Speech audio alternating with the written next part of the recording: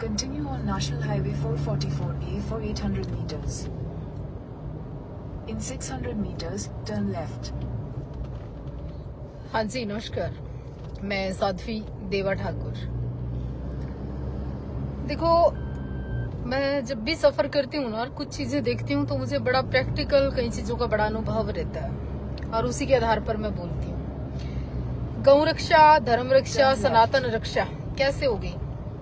केवल मुसलमानों को गाली देने से होगी? केवल मुल्ले और कटवे कहने से होगी?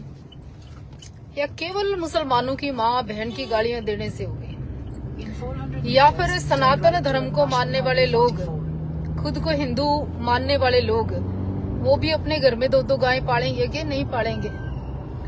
या फिर गाड़ी में बैठ के केवल तेरी माँ का, तेरे बाप का, तेरी बहन का करने से गौ रक्षा हो जाएगी क्या? ठीक है, मैं मान लेती हूँ कि कई कसाई गाय काटते हैं। मैं मान लेती हूँ कि गौ हमारी माँ है। उसी गौ माता को लेके इसी हफ्ते के अंदर, ध्यान रखो भाई, इसी हफ्ते के अंदर 2 बार गौ के साथ कुकर्म हो गया, गलत कर्म हो गया। और ये भी कहते हैं कि उन्होंने दुष्कर्म किया गौ माता के साथ। तो फिर 376 उसके ऊपर लगनी नहीं चाहिए जब तुम उसको माँ कहते हो उसको, और वो माँ है। माँ तो माँ होती है ना।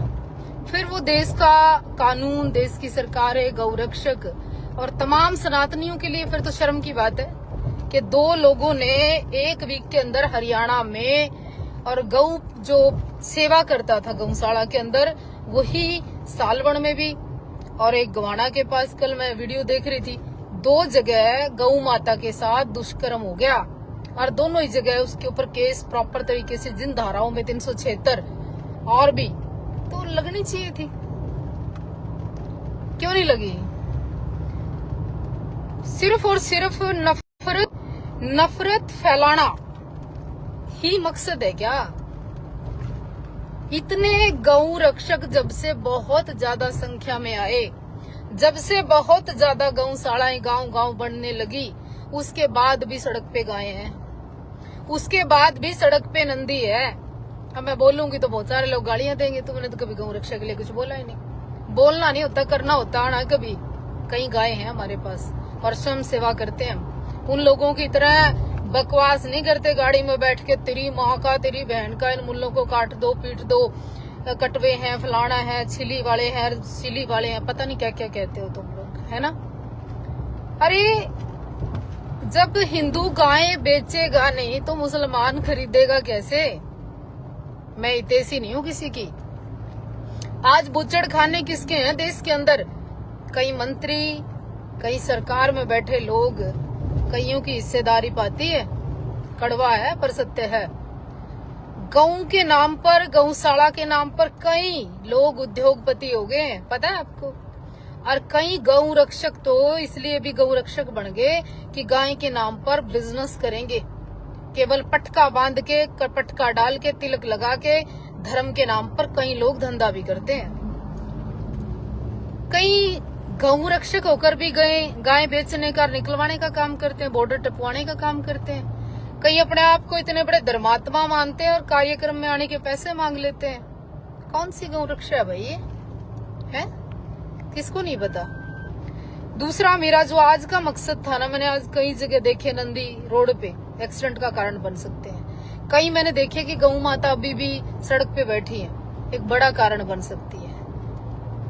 आज रात को मैंने एक वीडियो देखी, सुबह 3 बजे पोस्ट की, कि एक महिला प्रेग्नेंट, 5-7 महीने का पेट उसको आ रहा है और वो भगवा कुर्ता पहन रही और माला पहन रही, और माला भगवा पहन के अपने पेट के ना वो पंप दिखा रही है कि बच्चा उसको होने वाला है, प्रदर्शन कर रही है और उसका वीडियो डाल रही है। एक भी सनातनी, एक भी हिंदू, एक भी गौ रक्षक, एक भी महामंडलेश्वर, एक भी संत, एक भी सन्यासी, एक भी साध्वी ने ऑब्जेक्शन उठाया कि एक महिला अपने बच्चे की प्रेगनेंसी दिखाने के लिए भी भगवे का इस्तेमाल कर रही है, वायरल होने के लिए भगवे का इस्तेमाल कर रही है। शराब के ठेके पर भगवा पहनकर दारू पी रहा है उसके ऊपर कोई बेअदबी का मुकदमा लगे? सारा दिन कहीं भीख मांग रहे होते हैं, कभी किसी सिख को।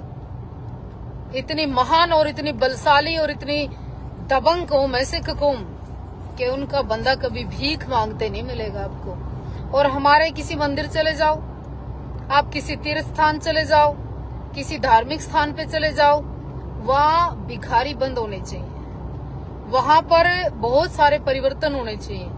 लेकिन तुम्हें लगता है कि कभी कभार हम जैसे लोग आते हैं और आपको बोलते हैं और चले जाते हैं। नहीं, हम काम करते हैं। हम लोगों की तरह ये नहीं देखते कि 100 लोग इकट्ठे हो गए माइक पकड़ने का बहाना मिल गया।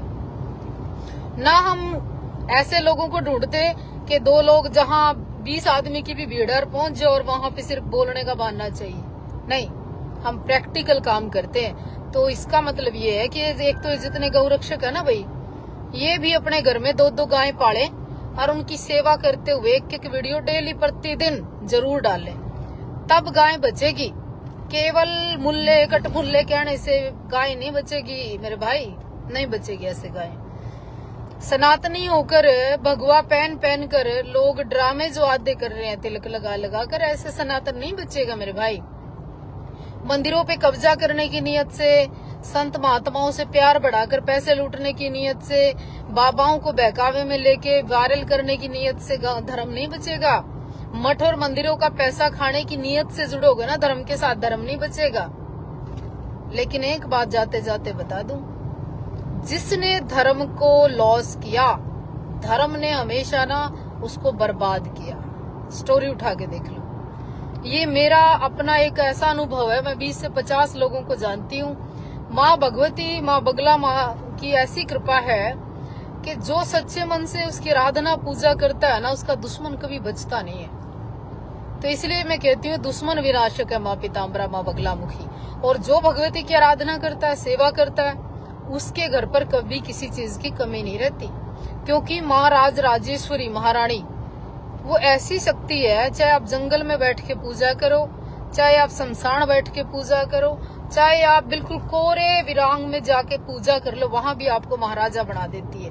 देवी स्वयं लक्ष्मी है, क्योंकि वो भोग देती है, क्योंकि वो सुख देती है, वो ऐश्वर्य देती है, वो स्वयं लक्ष्मी है। तो इसलिए देवी जो पूजा है ना, उसमें अपने आप में इतनी ताकत है, इतनी शक्ति है कि उस शक्ति की आराधना जब आप करने लग जाते हो ना, तो आपके जीवन में ऐसा परिवर्तन आता है कि आप कल्पना नहीं कर सकते। आप एक यज्ञ करिए सच्चे मन से, आप भगवती की पूजा सेवा में लग जाइए सच्चे मन से, आपके जीवन में चमत्कार होने शुरू हो जाएंगे। आपके ग्रह नक्षत्र बदल जाएंगे, आपकी सोच बदल जाएगी, आपके पास धन पैसा आना शुरू हो जाएगा। जरूरत नहीं है आपको सारी चीजें और करने की।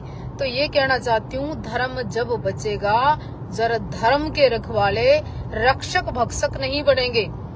गौ रक्षा के नाम पर धंधा नहीं करेंगे कई लोग। तो ये कहना चाहती हूँ, कई चीजें संज्ञान में आती हैं तो तकलीफ होती है। केवल गाली देने से गाय नहीं बचेगी।